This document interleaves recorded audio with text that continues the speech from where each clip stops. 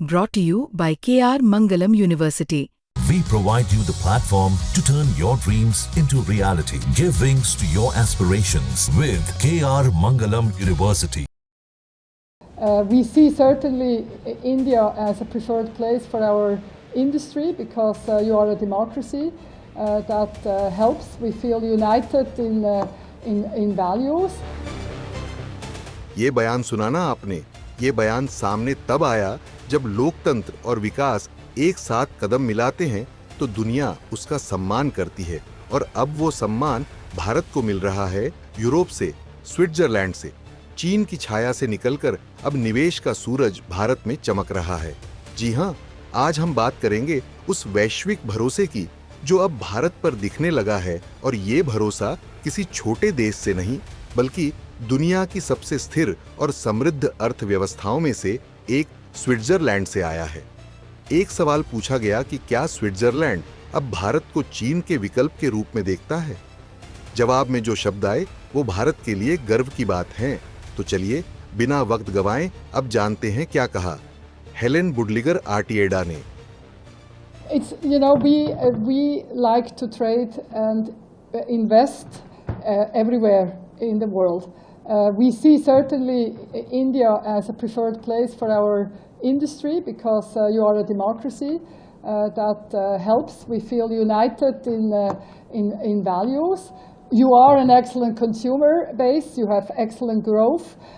So we're very much interested in India. But for us, it's not a do this and don't do that. We really like to have a good relationship with as many markets as we can, but we do believe in the potential of India. अब सोचिए कि एक ऐसा देश जो banking में विश्वसनीयता का प्रतीक है, जो न्यूट्रल स्टेट माना जाता है, जो चीन से भी कारोबार करता है और अमेरिका से भी, वो जब भारत की तारीफ करता है तो इसका मतलब होता है कि अब भारत केवल एक बाजार नहीं बल्कि एक मूल्य आधारित साझेदार बन गया है। पिछले कुछ सालों में चीन को लेकर पश्चिमी देशों में दो बड़ी चिंताएं उभरी हैं: तानाशाही मॉडल और नियमों की अनिश्चितता, जबरन टेक ट्रांसफर और बिजनेस की पारदर्शिता की कमी। और इसके उलट भारत की तस्वीर देखिए, लोकतंत्र है, न्यायिक व्यवस्था मजबूत है, कारोबारी माहौल लगातार सुधर रहा है, कानूनों में पारदर्शिता है और सबसे बड़ी बात, लोगों पर भरोसा है, सरकार पर विश्वास है। यही वजह है कि स्विट्जरलैंड के जैसे राष्ट्र अब भारत की तरफ आकर्षित हो रहे हैं। भारत दुनिया की चौथी सबसे बड़ी अर्थव्यवस्था बन चुका है।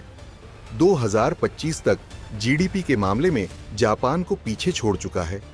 भारत की एफडीआई नीति लचीली और स्वागतकारी है। ईज ऑफ डूइंग बिजनेस में सुधार हुआ है, और सबसे अहम, भारत में अब सिर्फ लोकतंत्र नहीं, डिलीवरी भी है। स्विट्जरलैंड के बयान इसी डिलीवरी पर भरोसे का नतीजा है। स्विट्जरलैंड जैसे देश सिर्फ उपभोक्ता संख्या नहीं देखते, वे वैल्यू सिस्टम और पॉलिटिकल स्टेबिलिटी भी आंकते हैं। भारत को लेकर उनका दृष्टिकोण यही बताता है कि भारत में विश्वसनीयता है, भारत के पास दीर्घकालिक सोच है और भारत टिकाऊ विकास की राह पर है। यानी अब भारत सिर्फ सस्ता श्रम और बड़ा बाजार नहीं बल्कि एक विश्वसनीय साझेदार बन गया है। सवाल है कि क्या खुलेगा स्विट्जरलैंड का खजाना? दरअसल यह बयान सिर्फ कूटनीतिक प्रशंसा नहीं है, इसका असर अब धरातल पर दिखेगा। स्विट्जरलैंड की बड़ी फार्मा कंपनियां अब भारत में उत्पादन बढ़ा रही हैं। बैंकिंग और फिनटेक सेक्टर भारत की तरफ आकर्षित हो रहा है। इनोवेशन, कोलैबोरेशन और स्टार्टअप इन्वेस्टमेंट पर फोकस बढ़ रहा है।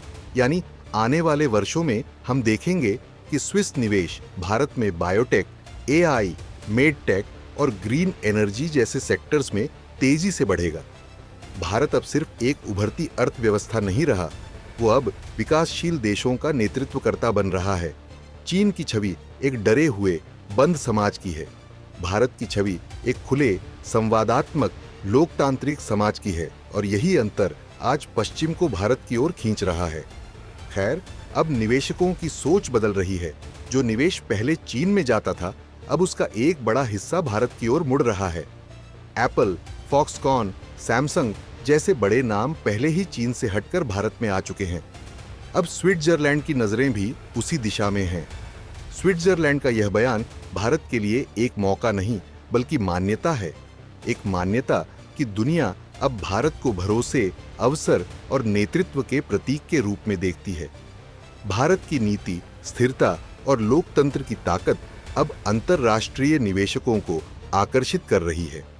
यही है असली भारत का उदय, एक ऐसा भारत जो सिर्फ दुनिया से सीख नहीं रहा, दुनिया को सिखा रहा है कि लोकतंत्र और विकास साथ साथ चलते हैं।